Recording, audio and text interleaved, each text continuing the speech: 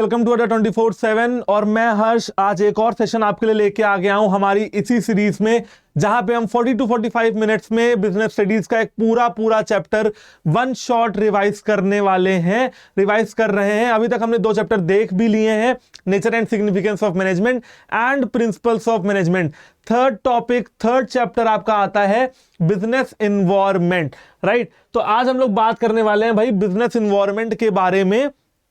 कोशिश ये रहेगी कि 40 to 45 मिनट्स में ये पूरा टॉपिक आपको पढ़ा दिया जाए और इस तरीके से पढ़ाया जाए ताकि आपके ये 40 मिनट्स में हाईएस्ट प्रोडक्टिविटी आप अपनी अचीव कर पाओ और बिजनेस एनवायरनमेंट आपके दिमाग में घर कर जाए, आपको फिर पढ़ने की जरूरत ना पड़े। बिल्कुल पक्का ठोस मजबूत रिवीजन आपका करवा के जाने का विचार बना के आया हूं, राइट। तो सबसे पहले देख लेते हैं बच्चों, भाई ये बिजनेस इन्वायरमेंट होता क्या है। यार देखो, इन्वायरमेंट मतलब क्या होता है? इन्वायरमेंट मतलब होता है बच्चों वातावरण, राइट। जब किसी बिजनेस को उसका वातावरण उस पर प्रभाव डालने लगे, उसको अफेक्ट करने लगे, मतलब कि बिजनेस इन्वायरमेंट एक ऐसे फैक्टर्स का कॉम्बिनेशन है जो बिजनेस की एक्टिविटीज को इंटरनली और एक्सटर्नली इन्फ्लुएंस कर देते हैं। समझ रहे हो? ऐसे फैक्टर्स हैं जो कलेक्टिवली आपके इसको बिजनेस को इन्फ्लुएंस करना शुरू कर देते हैं। अच्छा, एक बात और, यहां पे थ्रेट भी होते हैं और यहां पे अपॉर्चुनिटी भी होती है। थ्रेट मतलब खतरा, अपॉर्चुनिटी मतलब बिल्कुल ऐसी चीज जिसको आप ग्रैब कर सकते हो और फर्स्ट मूवर एडवांटेज ले सकते हो। तो यहां पे लिखा हुआ है कि भाई थ्रेट भी है और अपॉर्चुनिटी भी है जिसका आप एडवांटेज ले सकते हो। है क्या? ये फैक्टर्स हैं जो इन्फ्लुएंस करते हैं किसी भी बिजनेस को। चलो एक एग्जांपल से अपनी क्लास शुरू करता हूं, ठीक है। एग्जांपल से क्लास शुरू करता हूं। भाई देखो, मारुति सुजुकी नाम की एक गाड़ी बनाने वाली कंपनी थी, ठीक है ना। कंपनी है, बहुत अच्छा कर रही है मार्केट में। इन्होंने बहुत सालों पहले ऑल्टो और मारुति 800 जैसी 2 गाड़ियां मार्केट में लॉन्च की। अच्छा, गाड़ियां छोटी थी, ठीक है ना, लेकिन लोगों ने उसको बहुत पसंद किया क्योंकि वो इंडियन कस्टमर्स को समझ चुके थे। वो समझ चुके थे कि इंडियन कस्टमर्स क्या चाहते हैं। इंडियन कस्टमर्स चाहते हैं एक ऐसी गाड़ी जो छोटी हो, माइलेज ज्यादा हो, पेट्रोल कम खाए और लो मेंटेनेंस गाड़ी हो। थोड़ी छोटी होगी तो चलेगी, हमारी फैमिली कौन सी बड़ी है, हम तो 3-4 लोग बैठ के चलने वाले हैं। 3-4 लोग लिए अच्छी गाड़ी थी, काफी अच्छा पेस था, माइलेज भी अच्छा देती थी, पेट्रोल कम खाती थी, तो ये और लो मेंटेनेंस गाड़ी थी। तो भाई आपने देखा होगा मारुति जो कंपनी है वो काफी ज्यादा इन दोनों गाड़ियों की वजह से बिल्कुल बूम कर गई, बिल्कुल उठ गई, 800 और ऑल्टो की वजह से। बाद में उन्होंने बहुत सारे वेरिएंट निकाले, ऑल्टो 800 और भी बहुत सारे मारुति के वेरिएंट आते हैं। WagonR is second most successful गाड़ी। आज आप देख रहोगे ओला उबर में वैगनार ही 90 तो नहीं कहूंगा, लेकिन हाँ 60-70% तो कहूंगा कि भाई हर जगह वैगनार सीएनजी वाली आज आप देख रहे होगे। वैगनार भी एक अच्छी सक्सेसफुल गाड़ी है। इन्हीं 2-3 गाड़ियों की वजह से मारुति का नाम उठ गया। मतलब मारुति ने अपने बिजनेस एनवायरनमेंट को पहचान लिया था, अपने कस्टमर्स को पहचान लिया था, अपने वातावरण को पहचान लिया था। भाई पहचानोगे बेनिफिट मिलेगा, ठीक है। नहीं पहचानोगे क्या मिलेगा? थ्रेट मिलेगा। चलो, तो भाई कंपनी के ऊपर ये सारे फंक्शंस करते हैं इन्फ्लुएंस, और कंपनी क्या करती है? कंपनी करती है उस पे रिएक्ट, ठीक है। कैसे रिएक्ट करेगी? पॉजिटिव रिएक्ट करेगी, नेगेटिव रिएक्ट करेगी। अगर रिएक्शन अच्छा है तो फिर प्रॉफिट बनाने से कोई भी रोक नहीं सकता है आपको। आपकी कंपनी को प्रॉफिट बनाने से कोई नहीं रोक सकता है। भाई आगे आते हैं और देखते हैं कि भैया बिजनेस एनवायरनमेंट के क्या कैरेक्टरिस्टिक्स हैं। अच्छा, ये जो भी कंटेंट है ये बिल्कुल क्रक्स कंटेंट, आपके लिए बिल्कुल क्रक्स नोट्स बना के लाया हूं। क्रक्स है सारे कंटेंट के, आपको बिल्कुल भी और कहीं से पढ़ाई करने की आवश्यकता नहीं पड़ेगी। आप अगर ये पॉइंट्स भी अच्छे से पढ़ लोगे, समझ लोगे, तो आप पेपर में अच्छे तरीके से अपना करके आ सकते हो, चाहे वो एमसीक्यू हो, चाहे वो लेंथी क्वेश्चंस हो। चलो फटाफट से कैरेक्टरिस्टिक्स ऑफ बिजनेस एनवायरनमेंट पढ़ लेते हैं। पहली कैरेक्टरिस्टिक क्या है? Totality of external forces. भाई देखो, बिजनेस के बाहर बहुत सारे एक्सटर्नल फोर्सेस चलते रहते हैं, इन सबको टोटल कर दिया जाए तो बिजनेस एनवायरनमेंट में आता है, ठीक है ना। अब वो टोटलिटी ऑफ एक्सटर्नल फोर्सेस बहुत सारे हो सकते हैं। हो सकता है सोशल फोर्सेस हो, या हो सकता है टेक्नोलॉजिकल चेंजेस हो, या हो सकता है कि लीगल चेंजेस हो, या हो सकता है पॉलिटिकल चेंजेस हो। अलग अलग फैक्टर्स आर देयर, कुछ कहा नहीं जा सकता है। तो एक्सटर्नल फोर्सेस भी इसमें बहुत सारे होते हैं, ठीक है। पॉलिटिकल, लीगल, ये सारे होते हैं। फिर सेकंड, स्पेसिफिक एंड जनरल। अब जरा फटाफट से स्पेसिफिक एंड जनरल फोर्सेस का एक छोटा सा एग्जांपल दे डालता हूं आपको, ठीक है। जब आप कपड़े सिलवाते हो, जब आप कपड़े अपने टेलर से सिलवाते हो, ठीक है, तो वो कपड़े सिर्फ आपके लिए होते हैं, आपके साइज के हिसाब से होते हैं। लेकिन जब आप कपड़ों को रेडीमेड खरीदते हो तो वो सिर्फ आपके लिए नहीं बनते हैं, वो साइज के हिसाब से बनते हैं बेटा, स्मॉल, मीडियम, लार्ज, और आप उनको खरीद लो। ठीक है ना, अगर आपका साइज स्मॉल है खरीद लो, मीडियम है खरीद लो, लार्ज है, एक्सेल है तो खरीद लो, फिर उसको क्या करा लो, अल्टर करा लो। तो रेडीमेड गारमेंट और आपके टेलर मेड गारमेंट में यही फर्क होता है। बच्चों उसी तरीके से होते हैं स्पेसिफिक एंड जनरल फोर्सेस। अगर कोई ऐसा फोर्स है जो सिर्फ एक फर्म के ऊपर आ रहा है, पूरे इंडस्ट्री के ऊपर नहीं आ रहा है, सिर्फ एक फर्म के ऊपर आ रहा है, तो वो क्या हो जाएगा, स्पेसिफिक फोर्स। और अगर बच्चों कोई ऐसा फोर्स है जो पूरी इंडस्ट्री के ऊपर आ रहा हो तो वो क्या हो जाएगा, जनरल फोर्स। एक और छोटा सा एग्जांपल देके आपको समझाने की कोशिश करता हूं, बॉलीवुड इंडस्ट्री। ठीक है, काफी ज्यादा कंट्रोवर्शियल इंडस्ट्री बॉलीवुड इंडस्ट्री हमारे देश में। ठीक है, अभी नेपोटिज्म का बड़ा वो चल रहा था, नेपोटिज्म, भाई भतीजावाद। ठीक है, नेपोटिज्म को हिंदी में कहते हैं बच्चों भाई भतीजावाद। नेपोटिज्म का चला था, करण जौहर को काफी ब्लेम किया गया, और करण जौहर की धर्मा प्रोडक्शंस की कोई भी पुरानी पिक्चरें अभी नहीं चल रही थी, जैसे आपने देखा होगा ए दिल मुश्किल वगैरह आई थी तो नहीं चल रही थी। ठीक है ना, तो सिर्फ नेपोटिज्म में सिर्फ करण जौहर को ही टारगेट किया जा रहा था, तो ये हो गया स्पेसिफिक फोर्स। ठीक है, हाँ एक दो लोग और होंगे लेकिन मेजरली करण जौहर सबको दिख रहे थे। और अब आते हैं बच्चों जनरल फोर्सेस पे। जनरल फोर्सेस, अगर मैं कहूं कि बॉयकॉट ट्रेंड अभी चल रहा था कि नहीं चल रहा था, देखा होगा आपने, हर पिक्चर बॉयकॉट कर दी जा रही थी, हर एक्टर की। ठीक है, आमिर खान, शाहरुख खान, अभी शाहरुख खान की जो पिक्चर आई पठान, तो पठान थोड़ी चल गई मार्केट में, थोड़ी क्या अच्छी चल गई। ठीक है, लेकिन उससे पहले जितनी भी पिक्चर्स आ रही थी, जितनी भी मूवीज आ रही थी, वो सब बॉयकॉट ट्रेंड में आ गई थी, उनके जंजाल में फंस गई थी। तो जनरल फोर्सेस ऑफ मैनेजमेंट आप समझ गए होंगे। ठीक है ना, उसने पूरी बॉलीवुड इंडस्ट्री पे फर्क डाला। ठीक है, तो बच्चों ये हो गया टोटलिटी ऑफ एक्सटर्नल फोर्सेस, फिर आ गया स्पेसिफिक, एंड फिर आ गया जनरल। और अब आते हैं बच्चों इंटर रिलेटेडनेस। ठीक है भैया, इंटर रिलेटेडनेस। अब बच्चों देखो, मैं तुमको एक एग्जांपल देता हूं। इंटर रिलेटेडनेस मतलब होता है कि आपस में एक दूसरे से रिलेट करके रखना। देखो मेरा ऐसा मानना है, बहुत सारे ऐसे बथेरे एग्जांपल है जहां पे पॉलिटिकल और लीगल इन्वायरमेंट आपस में जुड़ गए, इंटर रिलेट हो गए। पॉलिटिक्स ने ऐसा कुछ कर दिया कि लीगल इन्वायरमेंट चेंज हो गया। फटाफट से एग्जांपल के बारे में बात करते हैं। किसान आंदोलन आपने देखा होगा। ठीक है, आपने किसान आंदोलन पंजाब हरियाणा के किसानों का देखा होगा, जो दिल्ली बॉर्डर्स पे बैठ के उन्होंने आंदोलन दिया। ठीक है, अब आप सोच रहे होगे कि मैं आपको आंदोलन का एग्जाम्पल देने वाला हूं, लेकिन नहीं, आंदोलन का एग्जाम्पल नहीं दे रहा हूं। मैं बात कर रहा हूं, मैं बिजनेस का टीचर हूं, बिजनेस स्टडीज पढ़ाता हूं, आप बिजनेस के स्टूडेंट हो। बात होगी बिजनेस की, कानून की बात क्यों करें यार। ठीक है, कानून वो एक अलग टॉपिक है, हम बात करेंगे बिजनेस की। मेरे को ये बताओ, आंदोलन कहां हो रहा था? आंदोलन हो रहा था, ठीक है, हाईवे पे। और आप बहुत अच्छे से जानते हो कि हाईवे पे होते हैं ढाबे। ठीक है, जिस हाईवे पे चक्का जाम है, जिस हाईवे पे गाड़ियों का आना जाना बंद है और आंदोलन हो रहा है, आप मेरे को बताओ वहां पे जो ढाबे हैं, वहां पे जो फूड की दुकानें होंगी, रेस्टोरेंट्स होंगे, क्या वो पिछले जब किसान आंदोलन चला था क्या वो चल पा रहे होंगे? नहीं चल पा रहे होंगे। मतलब कि ये क्या हो गया? ये हो गया बच्चों थ्रेट। क्या हो गया? ये हो गया थ्रेट, हो गया थ्रेट। समझ गए ना बात को? तो ये मैं बताना चाह रहा था आपको किस तरीके से चीजें इंटर रिलेटेड की जाती हैं। कहां मैंने पहले बताया आपको किसान आंदोलन के बारे में, और कहां घुमा के आपको ले गया उन ढाबों के ऊपर जो नहीं चल पा रहे होंगे क्योंकि आंदोलन दिल्ली हाईवे पे चल रहा था। फटाफट से आ जाते हैं अपने नेक्स्ट टॉपिक की तरफ। भाई अभी अभी अभी और है, दिल थाम के बैठिए। कैरेक्टरिस्टिक्स अभी आपके लिए और है। चौथा कैरेक्टरिस्टिक्स है डायनेमिक नेचर। इन्वायरमेंट हमेशा डायनेमिक होता है, बदलता रहता है, चेंज होता रहता है। इन्वायरमेंट कभी भी रिजिड नहीं होता है, स्टैटिक नहीं होता है। पांचवा पॉइंट, अनसर्टेनिटी। इन्वायरमेंट कभी भी सर्टेन नहीं होता है। सर्टेन समझते हैं? सर्टेन मतलब जिसका होने का अंदाजा हो, और अनसर्टेन मतलब जिसके होने का कोई अंदाजा ना हो। भूख लगेगी इसका अंदाजा है, अर्थक्वेक आ जाएगा, भूकंप आ जाएगा, इसका अंदाजा नहीं है ब्रो। ठीक है ना? तो अर्थक्वेक आप समझ गए होंगे। फिर आते हैं बच्चों कॉम्प्लेक्सिटी। हाँ, तो यही बताया जा रहा है। अनसर्टेनिटी क्या है? ये उसका फीचर है। मतलब बिजनेस एनवायरनमेंट कैसा है? अनसर्टेन है, डायनेमिक इन नेचर है।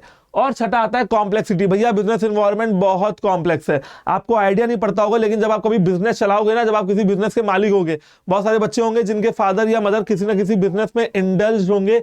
आप उनसे पूछो कि एनवायरनमेंट का कितना ज्यादा फर्क पड़ता है। Diwali, Holi, Eid, festivals, new year, इन सब का हमारे बिजनेस में बहुत फर्क पड़ता है। ऑब्वियस सी बात है, जब बर्फ गिरती है, वेदर कंडीशंस, ठीक है ना, वेदर कंडीशन का एग्जांपल भी दे देता हूं। ऑब्वियस सी बात है, जब बर्फ गिरती है तो शिमला और मनाली के सारे होटल बुक हो जाते हैं, क्योंकि वहां पे टूरिस्टों का आना जाना बढ़ जाता है, ठीक है ना, ऑब्वियस सी बात है। तो बच्चों यही बताना चाह रहा था कि इन्वायरमेंट इज डायनेमिक, और कभी कभी ऐसा भी कभी कभी ऐसा भी हो जाता है कि वो आपके लिए एडवर्स काम करने लगे, ठीक है ना, एडवर्सली, जैसे कि ये रिक्शे वाले, ऑटो वाले, या ये लेबरर्स जो कोविड के टाइम में बच्चों सब खाली बैठ गए थे। क्यों? क्योंकि कोई कहीं जा ही नहीं रहा था। भाई जब आदमी घर से निकलेगा नहीं तो रिक्शा क्यों पकड़ेगा, ऑटो क्यों पकड़ेगा, या कैब सर्विसेज क्यों लेगा? ये लोग सब बहुत परेशान हो गए थे, ठीक है ना। तो ये सारे हो गए आपके फीचर्स ऑफ बिजनेस इन्वायरमेंट। ठीक, फटाफट से देख लेते हैं इंपॉर्टेंस ऑफ बिजनेस इन्वायरमेंट। सबसे पहला इंपॉर्टेंस क्या है बच्चों? First mover advantage. भाई सबसे पहला इंपॉर्टेंस क्या है? सबसे पहला इंपॉर्टेंस है फर्स्ट मूवर एडवांटेज। पहली बार में भैया फायदा ले लो। आपने देखा, अभी एग्जांपल दिया मारुति का। किसका एग्जांपल दिया मैंने आपको? मैंने एग्जांपल दिया बच्चों मारुति का। अभी मैंने आपको बताया कि मारुति ने 800 और ऑल्टो जैसी गाड़ियां निकाल के कार मार्केट पे, ऑटोमोबाइल मार्केट पे कैप्चर कर लिया था एक समय पे, और कस्टमर और किसी गाड़ियों को नहीं खरीदते थे। समझ गए? तो भाई फर्स्ट मूवर एडवांटेज लेना है। अच्छा, एक और एग्जांपल देता हूं फटाक से। ठीक है, आपने देखा होगा पहले जब हम लोग को कहीं आना जाना होता था तो हम लोग ऑटो बुक करते थे, मेन रोड तक जाते थे, पूछते थे भैया खाली हो, फिर वो कहता था हाँ, तो फिर उसको अपने घर लेके आते थे और सामान लेके स्टेशन तक या रेलवे स्टेशन तक या एयरपोर्ट तक जाया करते थे। तब ऑटो की जरूरत हमको पड़ती थी। फिर एक शातिर आदमी आया जिसने सोचा कि गाड़ी तो अपने पास है नहीं, चलो एक ऐसा सॉफ्टवेयर बना देता हूं, एक ऐसा सॉफ्टवेयर बना देता हूं जिसमें ड्राइवर भी अपने आप को रजिस्टर करे, कस्टमर भी अपने आप को रजिस्टर करे। मैं ड्राइवर को कस्टमर से मिलवा दूं, ड्राइवर चलाए गाड़ी, कस्टमर बैठे पैसा दे, मैं बैठे बैठे पैसा प्रॉफिट कमाऊं। ठीक है, अकल का पैसा। ठीक है, ओला कंपनी का नाम। ठीक, ओला के साथ साथ उबर भी एक कंपनी है। उबर वर्ल्ड वाइड ऑपरेशंस कर रही है। ओला और उबर बहुत प्रॉफिटेबल कंपनीज हैं। ठीक है, और ना गाड़ी इनकी, ना ड्राइवर इनका, ना इनको कहीं जाना है, ना कस्टमर इनका, बट बैठे बैठे पैसा कमा रहे हैं। क्यों कमा रहे हैं? क्योंकि इन्होंने फर्स्ट मूवर एडवांटेज लिया। ठीक है, ये समझ चुके थे कि अब इंटरनेट का जमाना है, अब हर काम इंटरनेट पे होगा, हर वो चीज जो आप सोच सकते हो वो इंटरनेट पे होगी। कैब इंटरनेट पे होगी, खाना इंटरनेट पे होगा, पीना इंटरनेट पे होगा, सब कुछ इंटरनेट पे होगा। यहां तक कि इंटरनेट पे अब इंस्टाग्राम अगर आप खोल लो और प्लेसेस पे चले जाओ तो आप देश दुनिया घूम सकते हो। अमेरिका, लंदन, कहीं जाने की जरूरत नहीं, फोन ही पे घूम लोगे। ठीक है, या दर्शन करने हैं कहीं किसी मंदिर के तो भी आपके फोन पे दिख जाएगा, यूट्यूब पे डालो भाई दर्शन करने हैं तो लाइव दर्शन आता रहता है। तो कुल मिला के ये आइडिया उनके मन में आया और उन्होंने फर्स्ट मूवर एडवांटेज लिया। कहानी यहां पे खत्म नहीं होती है। ठीक है, अब पॉइंट ये था कि भाई मेरे को अकेले सफर करना, अभी तो मेरे को फैमिली को सफर करवाना था, तो मैंने SUFFER वाला सफर नहीं, हिंदी वाला सफर की बात कर रहा हूं। ठीक है, तो सफर करवाना था, तो सफर अभी तो फैमिली थी तो कार से कर लिया, अभी अकेले हूं तो भी कार करनी पड़ रही है, तो क्या करवा लिया? तो एक और कंपनी आ गई भैया, शातिर, सबसे शातिर, रैपिडो। ठीक है, आपने सुना होगा रैपिडो। भैया बाइक चलाने लगे, बाइक, ड्राइवर की बाइक, ड्राइवर आपको उठाएगा अपनी जगह से और जहां आपका डेस्टिनेशन होगा वहां पे छोड़ देगा। देख रहे हैं कैसे कैसे बिजनेस अपॉर्चुनिटी को पहचाना जा रहा है। एक समय बच्चों ऐसा भी आ जाएगा जब पैदल चलने वाली कंपनी भी आ जाएगी कि अच्छा अकेले पैदल जा रहे हो, ठीक है, तो आप क्या करोगे, आप ओला या उबर से बुक कर लोगे पैदल चलने वाला जो आपको छोड़ के आए। ठीक है, वो समय भी दूर नहीं है। तो चलो, first mover advantage jokes apart, ठीक है, फर्स्ट मूवर एडवांटेज आपको समझ में आ गया होगा।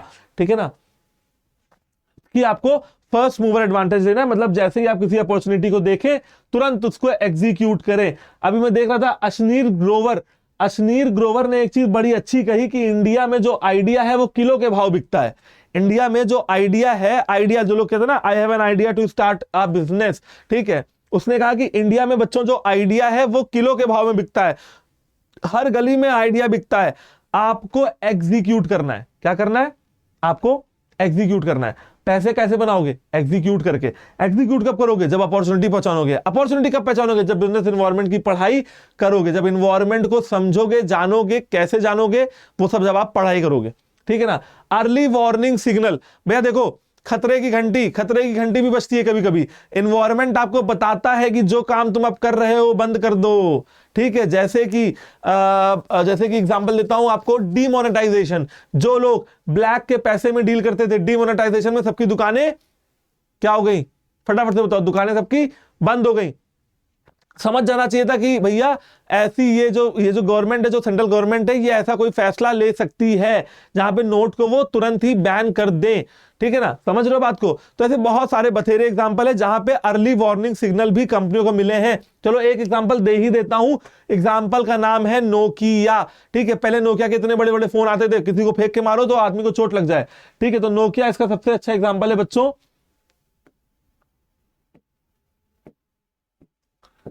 ठीक है। ये देखो नोकिया इसका सबसे बेहतरीन एग्जाम्पल है।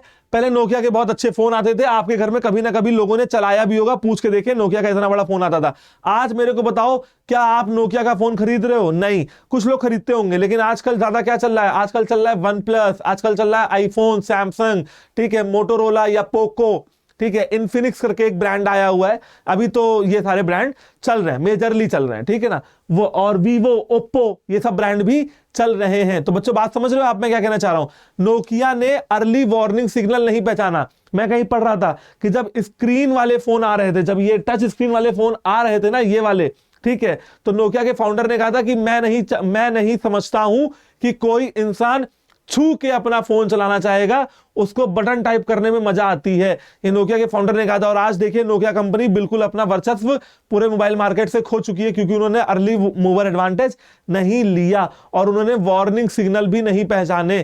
फिर नोकिया ने 2-4 फोन निकाले भी थे, नोकिया आशा, अगर आपको याद हो, बहुत पहले एक फोन आया था नोकिया आशा 5, 4 ऐसे करके फोन आते थे, ठीक है ना। वो भी उन्होंने निकाले, लेकिन चले नहीं, ठीक है। खैर, तो अर्ली वार्निंग सिग्नल भी हमारा बिजनेस एनवायरनमेंट हमको देता है। फिर आता है बेटा तीसरा point, helps in tapping useful resources.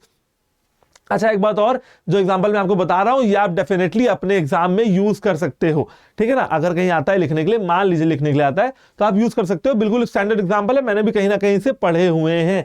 चलिए फिलहाल से देखते हैं, helps in tapping useful resources. भाई आपको पता होगा आपका बिजनेस एनवायरनमेंट कैसा है, तो आप अपने यूजफुल रिसोर्सेज को क्या कर लोगे, इकट्ठा कर लोगे।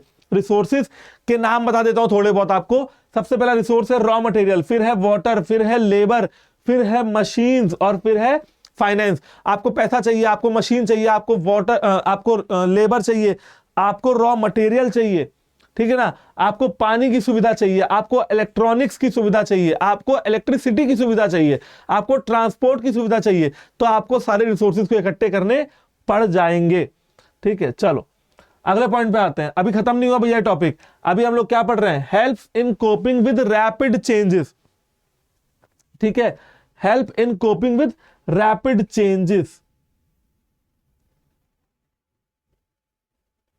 बच्चों help in coping with rapid changes का ये मतलब है कि, अच्छा पढ़ क्या रहे हैं, पढ़ रहे हैं हम लोग इंपॉर्टेंस, किसके इंपॉर्टेंस पढ़ रहे हैं, बिजनेस एनवायरनमेंट के। जो जल्दी जल्दी से हमारा बिजनेस एनवायरनमेंट चेंज हो रहा है, रैपिडली चेंज हो रहा है, उससे कैसे बचें। कोप का मतलब क्या होता है, कोप का मतलब होता है कैसे डील करें, हेल्प टू कोप अप, मतलब और आसान भाषा में हिंदी बोला जाए तो कैसे जूझें, ठीक है, और जूझ के कैसे बाहर निकलें। उलझना नहीं है, सुलझना है, समझ गए। तो भैया कोप मतलब डील, समझ गए बच्चों। Helps in dealing with rapid changes. अगर आप इन्वायरमेंट को देखते रहोगे, इन्वायरमेंट की स्टडी करते रहोगे, इन्वायरमेंट के स्टैटिस्टिक्स को पढ़ते समझते रहोगे, तो आपको ये समझ में आ जाएगा कि कैसे रैपिडली चेंजिंग इन्वायरमेंट से डील किया जाता है। फिर आता है बच्चों पांचवा point, helps in better reputation और बिल्डिंग कॉर्पोरेट इमेज। भाई देखो, आज से 20, 30, 40 साल पहले मारुति और ऑल्टो 800 आई थी मार्केट में, और आज देखिए मारुति का क्या नाम है, ठीक है कि नहीं है भाई। मारुति ने अपना एक मार्केट गुडविल बना लिया, अपना एक नाम बना लिया, शोहरत बना ली। अब मारुति की बहुत सारी गाड़ियां बिकती हैं और बहुत धड़ल्ले से बिकती हैं। आप कभी धनतेरस के दिन मारुति के शोरूम के बाहर जाके खड़े होइए, आपको पता लग जाएगा मारुति की कितनी गाड़ी सेल होती है। मेला लगता है, मेला धनतेरस के दिन, ठीक है ना। तो टाटा वाटा की उतनी गाड़ियां नहीं बिकती हैं जितनी मारुति की गाड़ियां बिकती हैं। जैसे मारुति सुजुकी, मारुति, ठीक है ना, सुजुकी, और ये सारी गाड़ियां जो हैं काफी ज्यादा सक्सेसफुल गाड़ियों में से एक है, लोग बड़े शौक से खरीदते हैं, ठीक है। चलिए आगे देखते हैं, 5 पॉइंट हो गए भाई। छठा पॉइंट और हमारा इंपॉर्टेंस का लास्ट पॉइंट, हाँ भाई, तो छठा पॉइंट है और इंपॉर्टेंस का लास्ट पॉइंट है, क्या कहता है point, continuous learning and improving performance. देखो बेटा सीधी सी बात है, आप अपने एनवायरनमेंट को थोड़ा देखते रहोगे ना, थोड़ा समझते रहोगे, तो आपकी लर्निंग थोड़ी कंटिन्यूअस हो जाएगी। और learning is very important. What we learn, what we explore, हम एक्सपीरियंस करके, एक्सप्लोर करके ही सीखते हैं। ठीक है, अपने अनुभवों से सीखते हैं, दूसरों के अनुभवों से सीखते हैं। तो सीखना पड़ेगा, एनवायरनमेंट को पहचानना पड़ेगा एंड परफॉर्मेंस को इंप्रूव करना पड़ेगा। लिखा हुआ है देखो, continuous learning and improving performance. ठीक है, इसका एक एग्जांपल दिया हुआ है, देखो क्या दिया हुआ है, पढ़ के देख लेते हैं फटाफट से। देखो लिखा हुआ है ना, IndiGo is a low cost airway affordable to the masses. IndiGo नाम की एक एरोप्लेन उड़ाने वाली ये कंपनी है। ठीक है, they fly their planes on time and that becomes their strength. तो भैया इंडिगो ने क्या किया, इंडिगो ने टाइम से अपनी फ्लाइटें उड़ाई और वही उनकी स्ट्रेंथ थी। लेकिन इंडिगो यहां पे रुकी नहीं, इंडिगो ने लगातार अपने कस्टमर से उनका रिव्यू, उनका फीडबैक देने को इंसिस्ट किया। और आज भी इंडिगो अच्छा कर रही है, क्योंकि उसको पता है कि उसके कस्टमर्स उसको क्या फीडबैक दे रहे हैं, कस्टमर क्या चाहते हैं। अगर ऐसा नहीं करेंगे तो कस्टमर्स क्या चाहते हैं ये कंपनी को पता ही नहीं लगेगा बच्चों।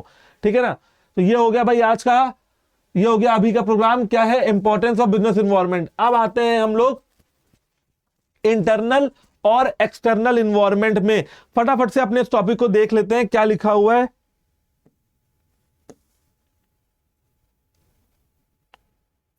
चलो भाई देखो, फटाफट से इस टॉपिक को खत्म करने की कोशिश करेंगे। बेटा इन्वायरमेंट होते हैं दो तरीके के, एक होता है इंटरनल इन्वायरमेंट, एक होता है एक्सटर्नल इन्वायरमेंट। जो आपके ऑर्गेनाइजेशन के अंदर ऐसी चीजें हैं जो आपके ऑर्गेनाइजेशन को इफेक्ट डालें, वो होते हैं इंटरनल इन्वायरमेंट। और अगर आप ऑर्गेनाइजेशन के बाहर जाओगे, बाहर से जो इफेक्ट डालें बच्चों, वो होते हैं एक्सटर्नल इन्वायरमेंट। ठीक है, उसे कहते हैं एक्सटर्नल इन्वायरमेंट। सबसे पहले बात करनी पड़ेगी इंटरनल इन्वायरमेंट की।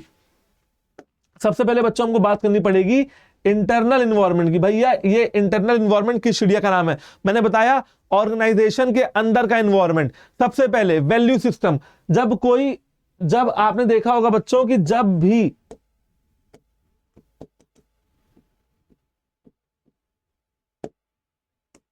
आपने देखा होगा कि जब भी हम लोग छोटे थे तो हमारे माँ बाप या हमारे पेरेंट्स जो भी हमको सीख देते थे तो हमेशा एक बात कहते थे कि बेटा किसी का बुरा मत चाहना। संस्कार देते थे हमको, है ना, कोई आए तो उसका पैर छू लेना, बड़ों की इज्जत किया करो। ठीक है ना, ये सब संस्कार हमें पेरेंट्स से भी मिले हैं एंड अपने स्कूल कॉलेजेस से भी मिले हैं। स्कूल कॉलेज में भी ये सारी चीजें बड़ी स्ट्रांगली बच्चों को सिखाई जाती हैं। मतलब बेटा वैल्यू सिस्टम, आप वैल्यू सिस्टम समझ रहे हो ना, ये बता रहा था मैं। इतनी बातें मैंने आपको इसलिए बताई ताकि मैं आपको वैल्यू सिस्टम समझा पाऊं। देखो मेरी वैल्यूज हैं, मेरे कुछ बिलीफ्स हैं। तो दुनिया का कोई भी इंसान आके मुझसे बोल देगा कि हर्ष अपने वैल्यूज या बिलीफ्स को चेंज कर दो, मैं नहीं करूंगा यार। ठीक है ना, मेरे अपने कुछ वैल्यूज हैं, अपने कुछ बिलीफ्स हैं, मेरे अपने कुछ कस्टम्स हैं। ठीक है, मैं उनको फॉलो करता हूं। ठीक है, कोई आदमी मुझसे कहेगा कि ये तुम्हारा वैल्यू गलत है, कोई बात नहीं, मुझे अच्छा लगता है। ठीक है, तो मेरा अपना एक वैल्यू सिस्टम है, हर इंसान का अपना एक वैल्यू सिस्टम होता है और हर ऑर्गेनाइजेशन का अपना एक वैल्यू सिस्टम होता है। समझ लो इस बात को। ठीक, जो उसके इंटरनल एनवायरनमेंट में आता है और उसको इफेक्ट भी डालता है। ठीक है भाई, वैल्यू सिस्टम बहुत जरूरी है।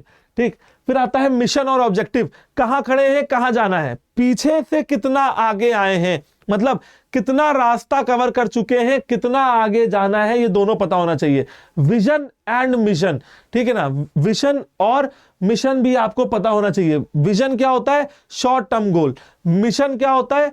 मिशन क्या होता है बेटा? Short term goal. Sorry, mission क्या होता है? शॉर्ट टर्म गोल होता है। और विजन क्या होता है? लॉन्ग टर्म गोल, जो हमको अगले 10 साल में, 20 साल में अचीव करना है, through out my life time जो मैं अचीव करूंगा। समझ रहे हो? तो मेरी कंपनी के मिशन एंड ऑब्जेक्टिव क्या है, मेरी कंपनी का ऑर्गेनाइजेशनल स्ट्रक्चर क्या है, जल्दी से बता देता हूं। ऑर्गेनाइजेशनल स्ट्रक्चर दो तरीके का होता है। ठीक है बच्चों, ऑर्गेनाइजेशनल स्ट्रक्चर दो तरीके का होता है, एक होता है डिविजनल और एक होता है फंक्शनल। जब आप अपने ऑर्गेनाइजेशन को फंक्शंस के हिसाब से बांटते हो, जब आप अपने ऑर्गेनाइजेशन को फंक्शन के हिसाब से, मतलब जब आप देखो डिविजनल और फंक्शन में, जब आप फंक्शन के हिसाब से बांटोगे तो फंक्शनल, जब आप प्रोडक्ट लाइन के हिसाब से बांटोगे तो डिविजनल। ठीक है ना, जब आप प्रोडक्ट लाइन के हिसाब से बांटोगे तो डिविजनल। भाई देखो सिंपल सी इसमें बात है। फिर आते हैं कॉर्पोरेट कल्चर। अब आपके कंपनी का वर्क कल्चर कैसा है, आपकी कंपनी का वर्क कल्चर कैसा है, आपकी कंपनी में वर्किंग आवर्स कितने हैं, क्या आपके एम्प्लॉयज आपसे खुश रहते हैं कि नहीं रहते हैं, ये सब चीजें जाननी है। फिर क्या लिखा हुआ है, क्वालिटी ऑफ ह्यूमन रिसोर्स। बच्चों आपके एम्प्लॉय कितने ज्यादा क्वालिटी वाले हैं, उनकी इफेक्टिवनेस कितनी है, उनकी एफिशिएंसी कितनी है, ये सब जानना पड़ेगा। फिर आते हैं बच्चों लेबर यूनियन। क्या आपके ऑर्गेनाइजेशन में कोई लेबर यूनियन है, और अगर है लेबर यूनियन तो उसमें कोई बुराई नहीं है। लेबर यूनियन की क्या डिमांड है, क्या हम उनको डिमांड को पूरा कर रहे हैं कि नहीं कर रहे हैं, तो लेबर यूनियन को भी थोड़ा समझना पड़ेगा बारीकी से। उसके लिए कौन बनाया जाता है, उसके लिए बनाया जाता है लीडर। ठीक है, लेबर यूनियन की तरफ से लीडर बनाया जाता है, जो लीडर मैनेजर और एम्प्लॉय के बीच में एक ब्रिज का काम करता है, लीडरशिप। ठीक है ना।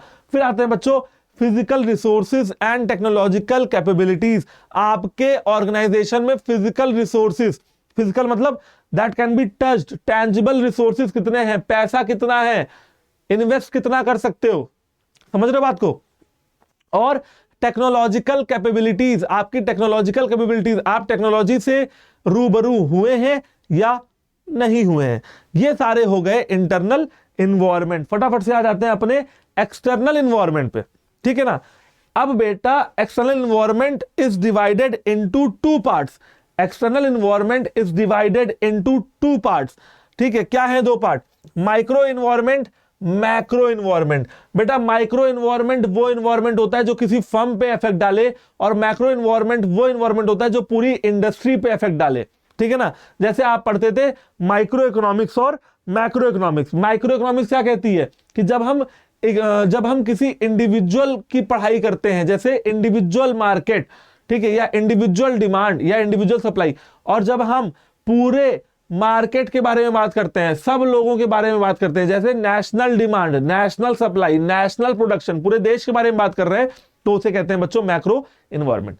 ठीक है ना, या उसको कह सकते हैं मैक्रो इकोनॉमिक्स। और यहां पे आते हैं फटाफट से माइक्रो और मैक्रो इन्वायरमेंट समझते हैं। तो बेटा माइक्रो इन्वायरमेंट, ऑर्गेनाइजेशन कैसी है, इसका इफेक्ट पर्टिकुलर फर्म को पड़ेगा, उसके कस्टमर्स कैसे हैं, इसका जो उसका फर्क है वो एक पर्टिकुलर फर्म को पड़ेगा। कॉम्पिटिटर्स कैसे हैं, एक पर्टिकुलर फर्म को जो है फर्क पड़ेगा।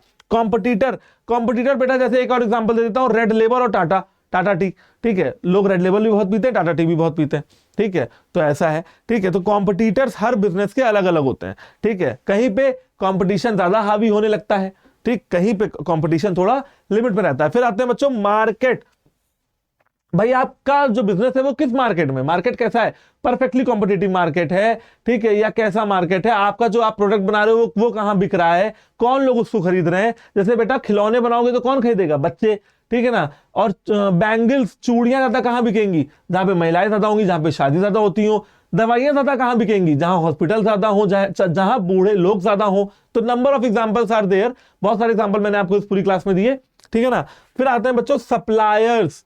किस पे आते हैं, सप्लायर्स। इनको सप्लाई कौन कर रहा है, शर्ट बनानी है, कॉटन आ रही है असम से, सप्लाई कौन कर रहा है, कितना अच्छा रॉ मटेरियल है, यह चेक करना बहुत जरूरी है। फिर आते हैं बच्चों इंटरमीडियरीज। ठीक है, गुड। इंटरमीडियरीज कौन होते हैं, मिडिल मैन के बिना तो भैया बिजनेस चलने से रहा। मैंने सामान बना तो दिया, बेचूंगा कैसे, मिडिल मैन की हेल्प से। कैसे बेचूंगा, मिडिल मैन की हेल्प से बच्चों मैं अपने सामान को बेचूंगा। तो ये सारी चीजें आपके माइक्रो इन्वायरमेंट में आती हैं। फटाफट से देख लेते हैं मैक्रो इन्वायरमेंट, और हर इन्वायरमेंट के साथ एक एग्जांपल देके समझाने का प्रयास करूंगा। मैक्रो इन्वायरमेंट की बात करते हैं, ये आपके सामने लिखे भी हुए हैं। सबसे पहले इकोनॉमिकल। बच्चों इकोनॉमिकल इन्वायरमेंट वो इन्वायरमेंट होता है जो आपके, जैसे कि इकोनॉमिकल, देश का इकोनॉमी का हालत कैसा है, जैसे इन्फ्लेशन, डिफ्लेशन, बूम, रिसेशन। जैसे मैं आपको बताता हूं, इन्फ्लेशन में क्या होता है, इकोनॉमी थोड़ी तेजी से ग्रो करने लगती है, पैसों की डिमांड और प्रोडक्ट्स की डिमांड थोड़ी बढ़ जाती है। तो इन्फ्लेशन में आपका बिजनेस कैसे ग्रो करेगा, डिफ्लेशन में मतलब रिसेशन में आपका बिजनेस कैसे ग्रो करेगा, उसको पकड़ने की जरूरत है, उस इन्वायरमेंट को पहचानने की जरूरत है, और ये पूरी इंडस्ट्री पे फर्क डालता है। फिर आता है बच्चों क्या लिखा हुआ है, पॉलिटिकल। भैया पॉलिटिक्स में क्या हो रहा है, आपने देखा भी होगा हमारे देश की जो पॉलिटिकल स्टेबिलिटी है वो थोड़ी बहुत तो अच्छी है ही। If you compare our nations political stability with our neighboring countries like Pakistan and China, तो you will feel that India में political stability तो ब्रो है, political stability है, legal stability है, ठीक है। यहाँ पे सुप्रीम कोर्ट, हाई कोर्ट के ऊपर लोगों को आज भी भरोसा है। लोग जब लड़ाई करते हैं तो आज भी आपस में एक दूसरे को कहते हैं कि चल तुझे कोर्ट में देख लूंगा, ठीक है ना, चल तुझे कोर्ट में घसीट के ले जाऊंगा। क्यों कहते हैं? क्योंकि उनको न्यायालय पे, न्याय व्यवस्था पे, ठीक है, लीगल अरेंजमेंट पे भरोसा है आज भी, ठीक। तो ये हो गया बच्चों टेक्नोलॉजिकल। अब ये हो गया आपका पॉलिटिकल एंड लीगल। अब आते हैं टेक्नोलॉजिकल पे। भैया टेक्नोलॉजी बदल गई, ठीक है। पहले टीचर बोर्ड पे पढ़ाते थे, अब टीचर स्मार्ट बोर्ड पे पढ़ा रहे हैं।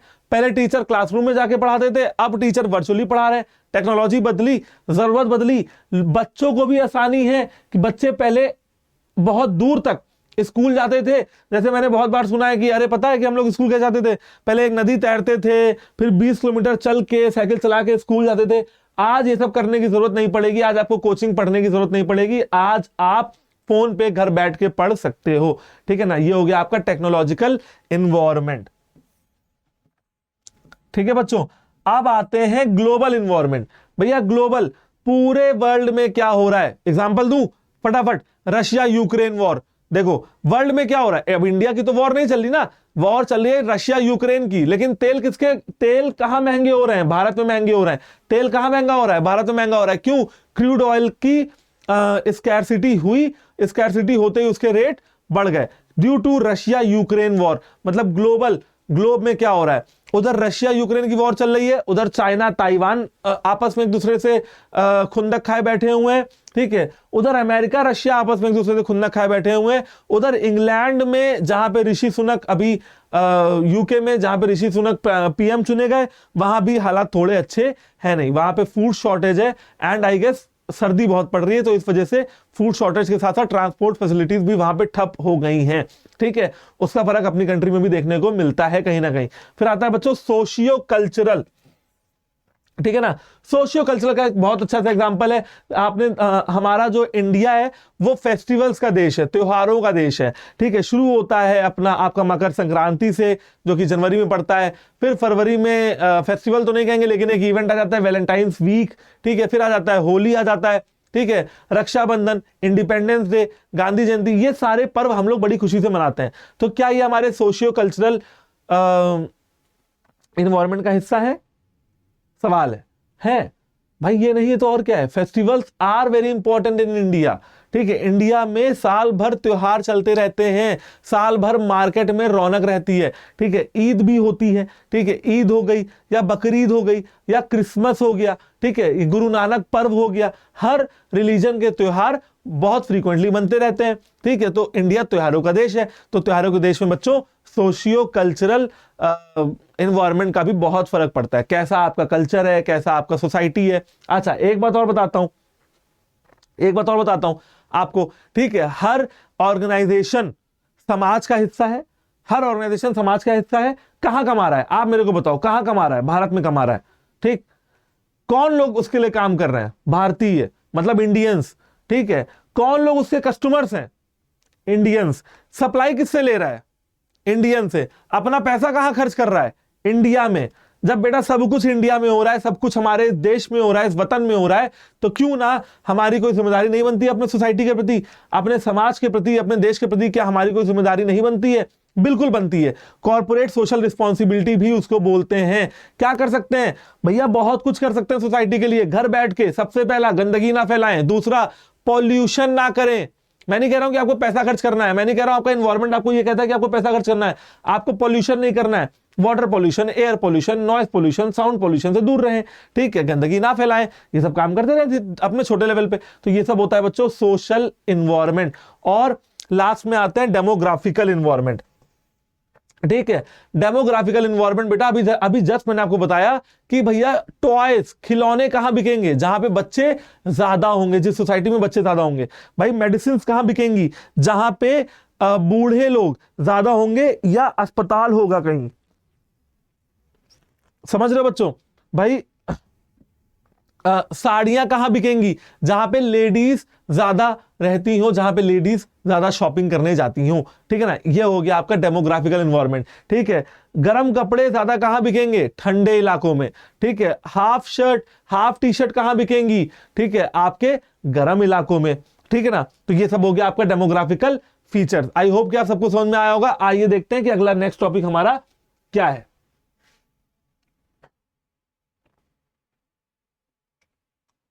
हाँ भाई, तो नेक्स्ट टॉपिक बड़ा इंटरेस्टिंग टॉपिक है, लास्ट टॉपिक है बिजनेस इन्वायरमेंट का।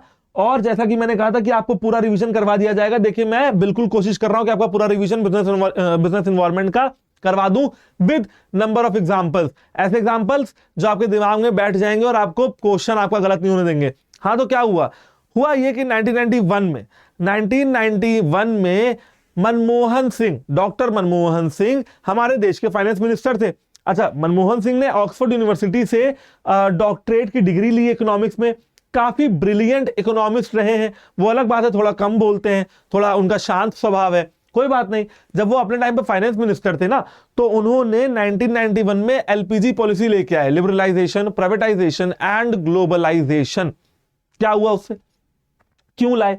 इस वजह से लाए ताकि इंडिया में इकोनॉमिक ग्रोथ हो, ठीक है। और उससे ये हुआ कि आज जो आप बड़ी बड़ी कंपनीज को इंडिया में देखते हो, आज जो आप मिंत्रा, अमेजन, फ्लिपकार्ट पे ऑर्डर करते हो और घर आपके सामान है वो आपके घर के दरवाजे पे आता है। आप जो खाना ऑर्डर करते हो, जोमैटो, स्विगी, आज जो मेट्रोज में, जो ट्रेन्स में, जो प्लेन्स में आप उड़ रहे हो, वो सब कहीं ना कहीं related to LPG policy of 1991, क्योंकि उसके बाद इंडिया में काफी इकोनॉमिक ग्रोथ देखने को मिला। सबसे पहले बात करते हैं बच्चों, अच्छा इसको हम लोग क्या कहते हैं, new economic policy, globalisation, NEP भी बोलते हैं 1991 की।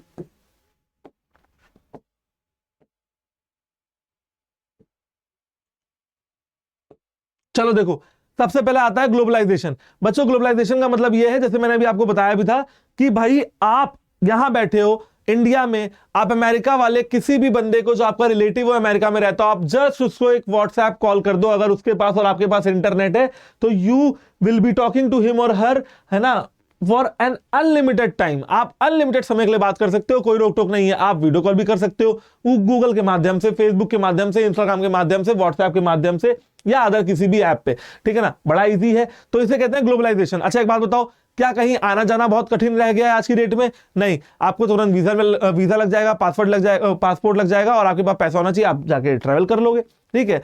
तो integrating the whole world's economy into one, turning the whole world into a small village, ठीक है, where persons, where technology are freely movable across the borders. एक देश से दूसरे देश में क्या हो, टेक्नोलॉजी ट्रांसफर हो, और क्या हो, लोग ट्रांसफर हो, पढ़े लिखे लोग जाएं, ठीक है, आए, ठीक है, टैरिफ रेस्ट्रिक्शन हटा दिया जाए, इंपोर्ट लाइसेंसिंग हटा दिया जाए, क्वांटिटेटिव रेस्ट्रिक्शंस हटा दिए जाए।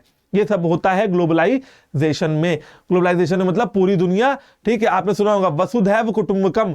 वसुधैव कुटुंबकम मतलब ये दुनिया एक ही है, ठीक है, ये दुनिया सब, ये पूरी मतलब दुनिया हमारा घर है और हम सब इसमें रहने वाले सदस्य, ठीक है। चलो फिर आते हैं बच्चों एल फॉर लिबरलाइजेशन, ठीक है। लिबरलाइजेशन में सिंपल है, बस इतना समझ लो कि एक होते हैं स्ट्रिक्ट पेरेंट्स और एक होते हैं थोड़े कम स्ट्रिक्ट पेरेंट। स्ट्रिक्ट पेरेंट थी पहले हमारी इंडियन गवर्नमेंट, मतलब को जब कोई आता था ना बिजनेस करने, उसको रोक देती थी, रुको, ठीक है, चलो बताओ, लाइसेंस लिया, नहीं लिया, भागो, ठीक है, रेस्ट्रिक्शंस लगाए गए, बहुत अच्छी बात है, पैसा लिया गया, बहुत अच्छी बात है, मतलब कि रेस्ट्रिक्शन ज्यादा थे और हमारी गवर्नमेंट स्ट्रिक्ट हुआ करती थी किसके प्रति, आने वाले बिजनेसेस के प्रति। आज की डेट में बच्चों रेस्ट्रिक्शंस कम हो गए हैं, ठीक। क्या क्या हुआ देखो, पढ़ो क्या लिखा हुआ है, अबॉलिशिंग लाइसेंसिंग। सबसे पहले तो आपने लाइसेंसिंग को अबॉलिश कर दिया। क्या कर दिया आपने बच्चों लाइसेंसिंग को अबॉलिश कर दिया। बार बार हर चीज के लिए लाइसेंस लेना अब जरूरी नहीं रह गया था। आगे पढ़ो, रिमूवल ऑफ रेस्ट्रिक्शन मतलब कि जो रोक टोक थी ना, उसको हटा दिया गया। Freedom in deciding the scale of operation, आपका स्केल ऑफ ऑपरेशन कितना होगा, ठीक है, मतलब कि आप कितने बड़े लेवल तक काम कर पाओगे, ये चुनने की फ्रीडम बिजनेस को दे दी गई, गवर्नमेंट का कोई इंटरवेंशन नहीं होगा अब, ऐसा कहा गया। ठीक है, फिर क्या है, फ्रीडम इन फिक्सिंग प्राइसेस, आप अपने सामान के रेट भी लगा दोगे, हम नहीं मना करेंगे। Reduction in tax rate, tax rate में रिडक्शन हो गया। स्पेशल इकोनॉमिक जोन खोले गए। स्पेशल इकोनॉमिक जोन वो जोन होते हैं जहां पे कहा जाता है कि आओ और हमारे इंडिया में प्रोड्यूस करो। ठीक है, मेक इन इंडिया आपने सुना होगा, नरेंद्र मोदी जी की ऑनरेबल प्राइम मिनिस्टर जो हमारे हैं उनकी स्कीम भी है मेक इन इंडिया। फिर आता है simplifying procedure for import and export, आपको अपने प्रोसीजर को सिंप्लीफाई कर दिया आपने। और प्रोसीजर समझ रहे ना, इंपोर्ट जब कोई बाहर से सामान आता था तो बड़ा प्रोसीजर होता था, बड़ा कागजी कार्रवाई होती थी, वो सब कागजी कार्रवाई ठीक हटा दी गई। फिर making it easy to attract the foreign capital, और बच्चों फॉरेन कैपिटल को अट्रैक्ट करना भी इजी कर दिया गया। समझ रहे ना कि भाई फॉरेन कैपिटल भी अब इजीली हमारे देश में आ सकती थी। फटाफट से लास्ट टॉपिक, लास्ट स्लाइड क्या कहती है, प्राइवेटाइजेशन। ठीक है ना, जब पब्लिक सेक्टर यूनिट्स का, पीएसयूज का रोल हमारी इकोनॉमी में घट जाए, प्राइवेट सेक्टर यूनिट्स का रोल बढ़ जाए, इसे कहते हैं बच्चों प्राइवेटाइजेशन। ठीक है ना, जहां पे हम लोग इसको डिसइन्वेस्टमेंट भी कह सकते हैं, जहां पे जो पब्लिक सेक्टर है वो क्या कर दे रही है, वो सब कुछ डिसइन्वेस्ट कर दे रही है इनटू प्राइवेट सेक्टर। क्या कहा जा रहा है, sale of all some assets of the public sector enterprises, public sector enterprises के एसेट्स को प्राइवेट सेक्टर को बेच देना। जैसे एयर इंडिया, एयर इंडिया अभी फिलहाल गवर्नमेंट की थी, लेकिन गवर्नमेंट ने उसको टाटा कंपनी को बेच दिया। ठीक है, अब एयर इंडिया टाटा की हो गई। समझ गए ना मतलब आप लोग। ठीक है, leasing of public enterprises to private sector, public sector का लीज दे देना प्राइवेट सेक्टर को। लीज समझते हैं कि अब जा तू यूज कर, मुझे सिर्फ रेंट देता रहे, मुझे सिर्फ लीज देता रहे, यूज तू करेगा, नाम तेरा होगा, मुझे सिर्फ पैसों से मतलब है। ठीक है, और क्या आता है बच्चों, transfer of management of public enterprise to the private sector. आपने कंपनी आप ही की है, कंपनी जो है वो आप ही की है, पब्लिक सेक्टर है, लेकिन अब चलाएगा कौन, प्राइवेट सेक्टर वाला बंदा चलाएगा। समझ गए, ये होता है बच्चों आपका प्राइवेटाइजेशन। ये आज का हमारा लास्ट टॉपिक था, बिजनेस एनवायरनमेंट का लास्ट टॉपिक था।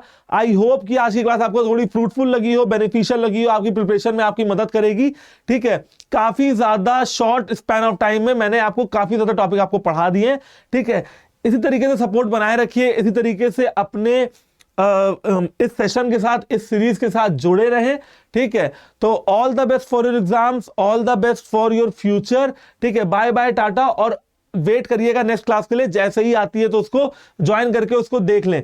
एक बात और, अगर आप ये सोचते हो कि सर मैं एग्जाम से एक दिन पहले बुक इतनी मोटी उठा के बैठूंगा और सब कुछ रिवाइज कर डालूंगा, तो ऐसा नहीं होगा बच्चों। आपको छोटे छोटे नोट्स बनाने पड़ेंगे, थोड़ा बहुत नोट्स बनाते रहो। अच्छा, सब्जेक्ट कोई भी हो, चाहे बीएसटी हो, अकाउंट्स हो, इकोनॉमिक्स हो, आपको ये करना चाहिए। आपको छोटे छोटे नोट्स बना लेने चाहिए, ताकि आप जब पेपर आए उससे एक दिन पहले, ठीक है, आप कोई बुक ना पढ़ रहे हो, आप अपने नोट्स पढ़ के पेपर देने चले जाओगे। चलो, best of luck, all the best सभी को, और मेरी गुड विशेस आपके साथ है। ऐसी मेहनत करते रहिए, हंसते रहिए, मुस्कुराते रहिए। बाय।